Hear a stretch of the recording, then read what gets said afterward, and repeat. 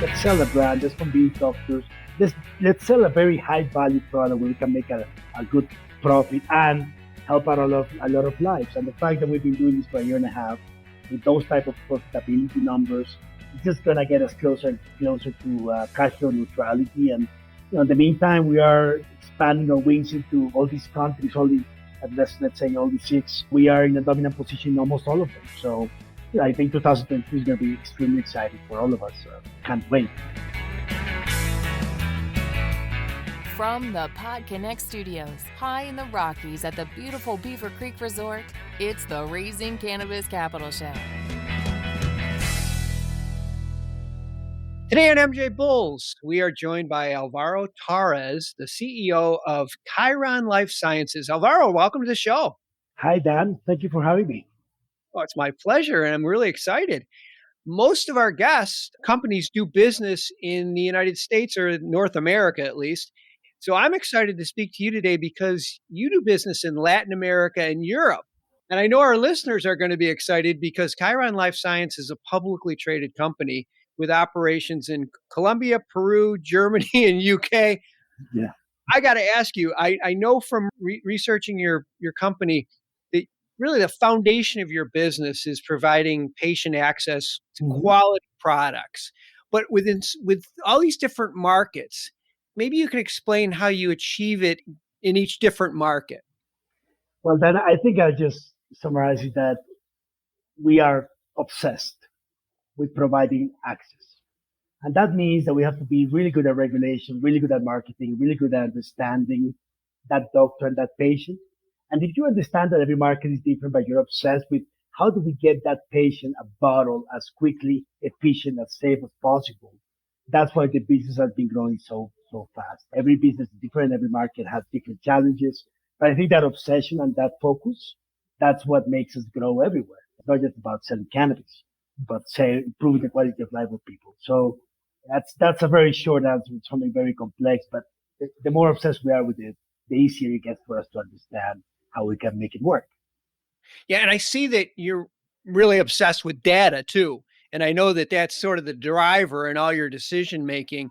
Maybe you can explain how your command of your data has created opportunities for your company. Well, Dan, I'm an engineer, so it's very difficult to make decisions unless you understand exactly what's happening all across the company. Because cannabis is so new, you need to make tactical decisions all the time. How do we improve the retention? How do we improve the patients coming back to the clinics that we own? How do we make sure that we can provide all this data to all these doctors? And I think from the beginning, we said, let's set up a platform that allows us to make those decisions. And so that we can really measure the metrics that make our business sustainable. So how many patients are we seeing every day? How many of them are turning to cannabis? How many of them are returning? How many of them are coming back because of insurance? And that obsession with data is what allows us then to convince more doctors and more patients. So you look at, I think today we'll see more than 20-something thousand patients all across the world. Oh my gosh. The data point that we have on all these patients allows us to continue convincing more patients to come back. But those things we started 3 years ago. And only just today we start to see the results of being so focused on it. Man, you mentioned insurance, and I just couldn't wait to ask you this, but I know you have operations in Colombia, and I noticed that Colombia is going to or has already started to include cannabis in their health insurance. How will that impact your business? Oh, it's been tremendous. Colombia started last year because of the work that we've done and the data, where we're showing the government of Colombia, not only is this much safer than opiates, but it's much cheaper for you. And when you live in a third world country like ours, you certainly need to try to save money on healthcare. And we got the government to help us do that. And that means today that in Colombia alone, almost 65% of our sales come from insurance. And I think for that brief perspective, when we thought about the company, we believe cannabis is the most disruptive thing that can happen for pain management in Latin America and Europe. But we have to face a big enemy called opiates, and opiates are free. And unless we start making, cannabis also free, we're never going to be able to combat this massive monster.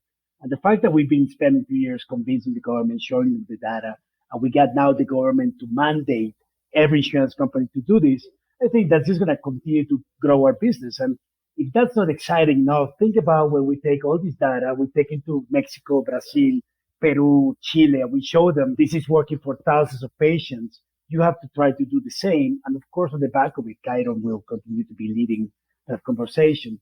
But that's sort of what we wanted to do 3 years ago. And it's happy that the government decided to do that. I think it's going to be an example for Latin America. So it is just Latin America, 670 million people. No? So quite a big region, a lot of patients. Oh my gosh. That is, well, you deserve a lot of credit for that, because back to the data that we talked about, exercising that data to support your position with the government, and hopefully parlaying that into other countries within South America and Latin America is only going to help out those patients. This really comes back to education. And I know education is really important, not just to educate the government, but also you use it to educate your patients and your staff. Can you maybe explain how you do that? Well, first you need a lot of patience because education takes time. But once you start hitting the ground and people start to understand what you're providing in terms of evidence, without evidence, there's no prescription. So imagine an ecosystem today where we have 400, 500 patients getting cannabis every day. Imagine those 500 data points, which are now becoming evidence. And imagine every single day you go after new doctors all around the world, in Germany, UK, whatever, and you show them all these data points. You start to show them how it works. The more patients we get in our clinics, the more patients we are getting cannabis, the faster we are to be able to convince new doctors, which is why last year we grew more than 900% in sales in cannabis in 2021, because it gets easier the more evidence you present. And we're just really getting started. I like to say we're in the first inning of the first game of the World Series when it comes to this. So I think it's a very exciting opportunity. And international market cannabis is just really getting started. And there's not 1,000 companies doing this, no? Well, 2021 was another record year for you. I know you just finished year end. Maybe you can share some highlights with us. Well, I think three things. First, in Latin America, we grew almost, say, 900% in sales of medical cannabis. We maintain 85% gross profits on these cannabis sales.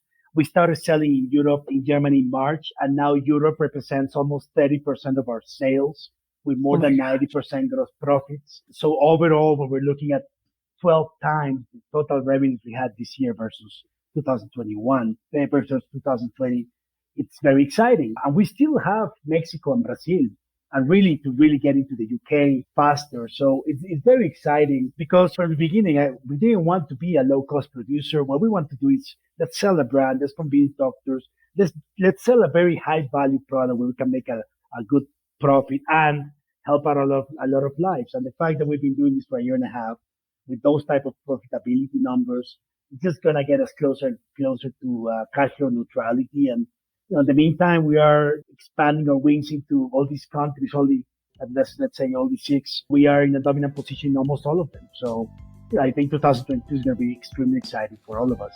Can't wait. Of the first game of the World Series. Yeah. And you talked a little bit about how your margins are growing, which to me represents that you've established a brand and people are recognizing this brand and willing to pay versus just a low cost provider. Maybe just give us a feel for what we can expect in the later innings of this first game. Well, I think for this year, Colombia and Germany are going to be markets that are going to be very important to our top line, just because we are growing so much. I think you will continue to expect that upper double-digit growth for the next 4 quarters. After that, I think the UK market extremely exciting. We had an amazing December. We're having an amazing January in terms of how much it's growing. And you don't have to take me at my word. The Reddit posts people are putting on our products are amazing. We just opened our clinic in the UK in late November, and the ability that we have to bring more patients gets very excited about the UK. And of course, after that, it's Mexico and Brazil. And I think, I'm laser focused with the entire team on getting UK, Mexico, and Brazil to be markets where we enter. These are markets where we're going to see this year entry of Khiron, but we're going to be positioned for a fantastic 2023 if we just keep doing what we're doing in Colombia and Germany and Peru, which is first mover advantage, have a really good product, build a brand. And how do we know we have a brand? In the end, the brand is a connection with a consumer. But when we have more than 50% retention, When we see patients going out there and publicly talking about what we do for them, that's creating a brand, and that's what's gonna get excited. I think all this work that we're doing to get into countries like Mexico and Brazil, combined 400 million people, phew, I think it's just gonna be massive. And the UK, it's just fantastic. The last 2 months, particularly since we opened the clinic, the impact that's gonna have in our business. So it's very exciting times, and I think on the meantime, what we just need to keep doing, we just keep sticking to our guns, sticking to our culture, having an amazing team, and keep putting the patient first, because in the end, that's really what's going to matter. If you don't take care of the front store, the back end of the store will not take care of itself. So it's all about patients, and that's why we're going to be maintaining that focus this year. Oh my gosh. Well, as I mentioned earlier, khiron-life-science is a publicly traded company, and we have all their stock information in the show notes, along with links for investors if you want to learn more about their company, or if you're interested in international opportunities, you definitely should check out khiron-life-sciences. Alvaro, this was great. I really appreciate you being on the show today. Thanks for doing this. Thank you, Dan. Appreciate it. And thank you for all those great questions. Have a great day.